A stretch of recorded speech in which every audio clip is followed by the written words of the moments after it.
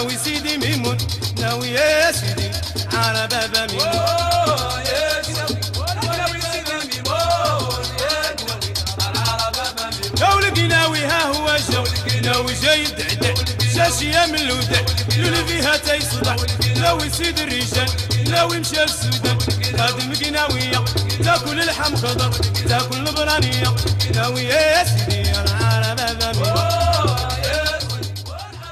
Avraham Cohen, born in 1926 in a small village in the Atlas Mountains in Morocco, was my grandfather. And although I never met him, I know that he was an amazing man that I want to be like.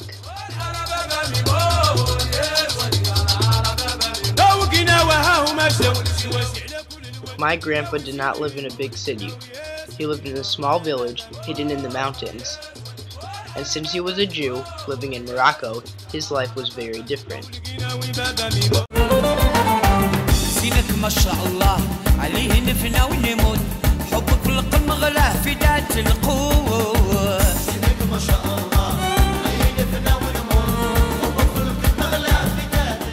Men traditionally wore jalabia, which is robe-like and commonly white, and they would wear a red hat called a fez.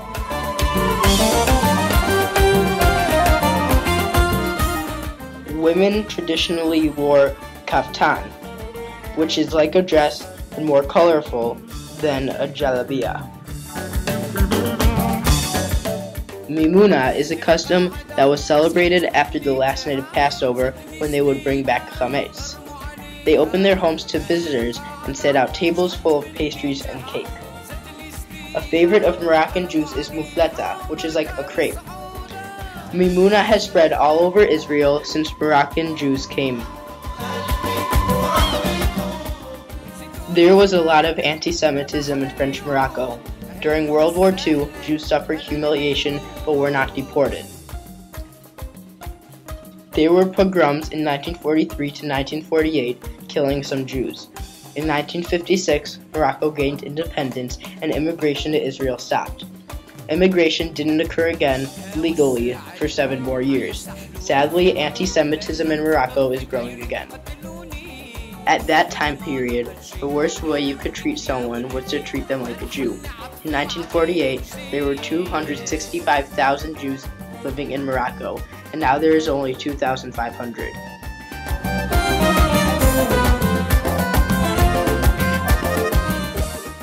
Avraham's parents were Mordechai and Yaakov. He was born in 1926 in a small village in the Atlas mountain range called Trodent. He had 3 siblings. His mom died when she was 26 years old, and his father got remarried. He altogether had 9 siblings.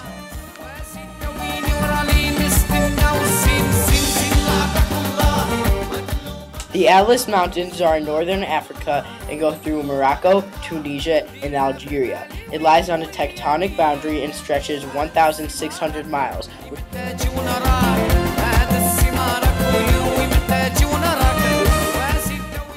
In Morocco, he worked for a big company and was the personal driver for the boss. He got married to Ito Ochnana at the age of 24. When they lived in Morocco, they had 4 kids: Mordechai, Shalom, Uti, and Shimon. In 1959, the Jewish Agency took them out of Morocco on buses and brought them across the border into Spain.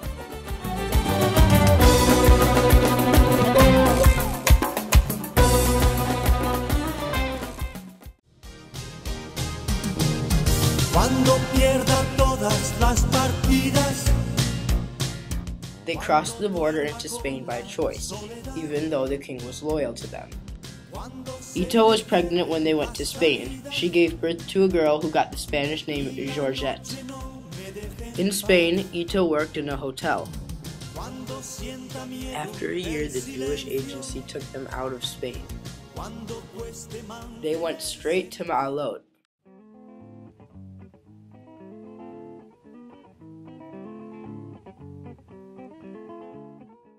Ma'alot was a very small town back in 1960.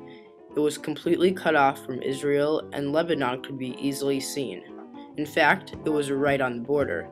My family did not leave Ma'alot because it was a small town of Moroccan Jews that was not connected to other towns.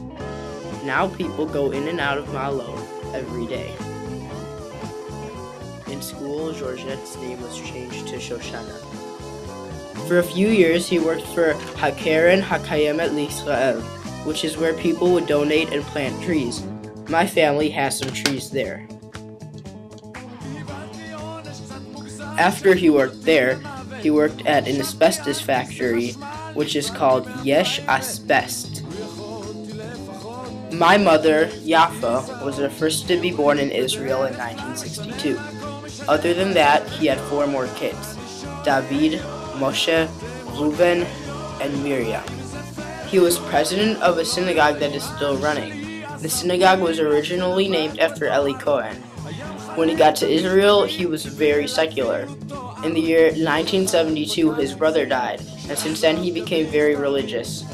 Since then, he started visiting at the synagogue. Then he got very involved, and slowly he started dealing with a lot of things at the synagogue.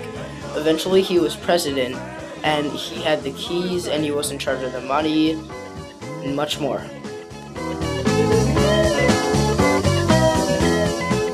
The following is a video taken of the synagogue during the feast. My grandpa's picture can be seen in the background.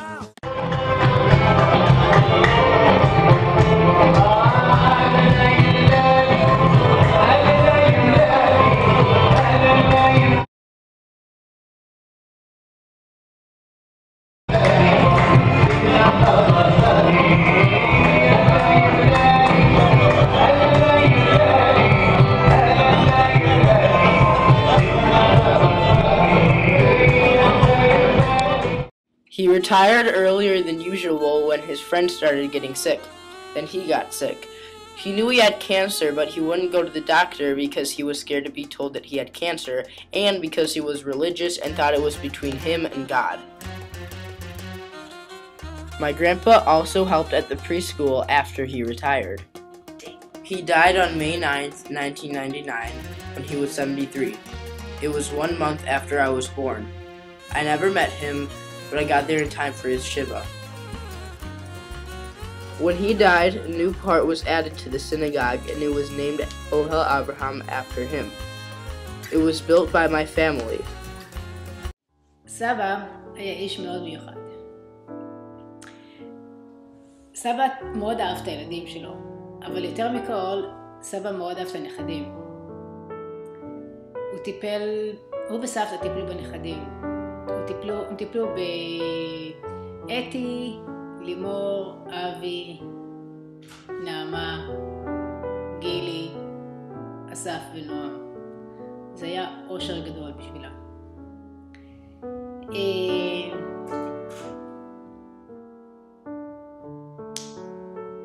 הסיפור הכי נחמד היה כשההורים של זיידי קני ובובי סלים באו להכיר את סבא וסבתא לפני חתונה, אז הם דיברו דרך איזה דודה שקוראים לה דודה פניה, שהיא דודה של אבא, קרובת משפחה של אבא. אז שמעתי את סבא אומר לדודה פניה, תגידי להם שאני בן אדם מאוד עשיר. ואז אמרתי לה, סבא, אבא, שתית משהו? ואז הוא אמר, לא, אבל תגידי להם שאני בן אדם מאוד מאוד עשיר. אז אמרתי, אבא, אתה לא עשיר. אז הוא אמר, כן, תגידי להם שאני מאוד מאוד עשיר. ואז אמרתי, אבא, מה קורה לך? ואז הוא אמר, תגידי להם שאני מאוד מאוד עשיר בנכדים. זאת אומרת שמאוד אהבת נכדים. זה סיפור מעניין. אני זוכרת גם כשאספי היה קטן, ואם היה משהו שאספי לא אהב, כמו למשל אסף לא אהב עוף, אז כדי לשכנע את אספי שהעוף טעים, אז הוא אמר, אספי, העוף הזה הגיע מספרד, כדאי לך לאכול אותו. ואז ככה אספי אכל את העוף. ואם אספי לא אהב את האורז, אז הוא אומר לו, אסף, העוף הזה הגיע מאמריקה. אז תאכל את העוף. יש סיפור שדוד שלמה, אח של סבא, מספר לנו כל הזמן, כשהם היו ילדים והם היו במרוקו, אז ערבים חטפו את דוד שלמה.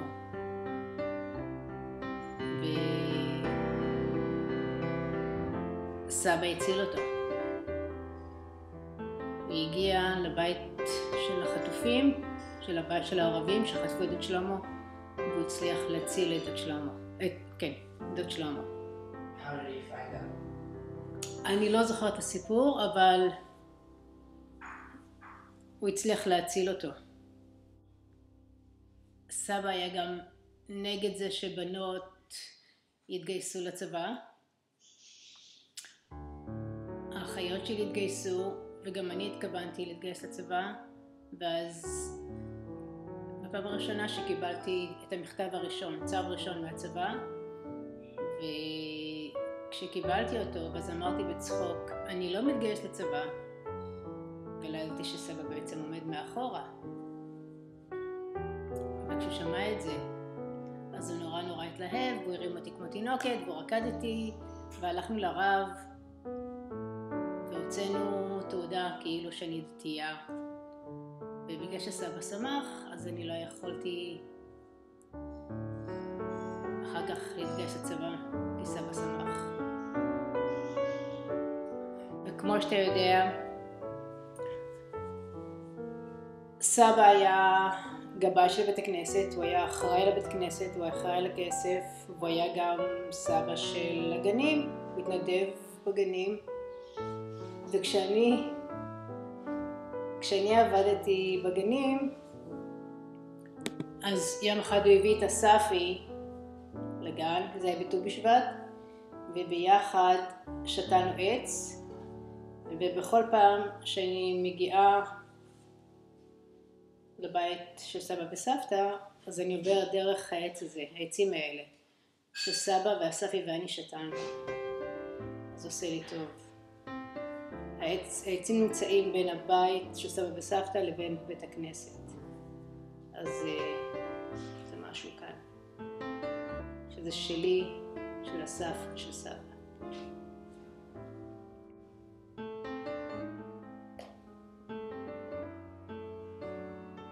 היה איש מיוחד, כמו שאמרתי בהתחלה. הרבה אנשים הכירו אותו בבית הכנסת ובמעלות. Ito passed away April 19th, 2012, only 2 days before my bar mitzvah. שמש חמה, אור אהבה, רגש וחום ותקווה, יד הנוגה, שמחה ותוגה, מתמזגים בך דמעה.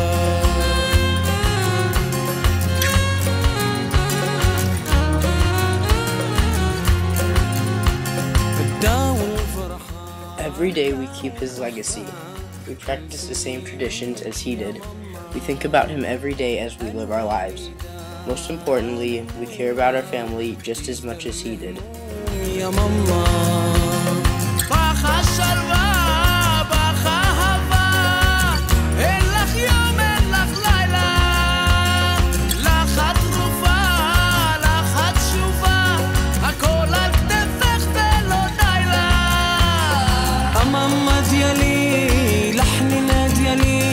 عليك نخمم نغني أماما ديالي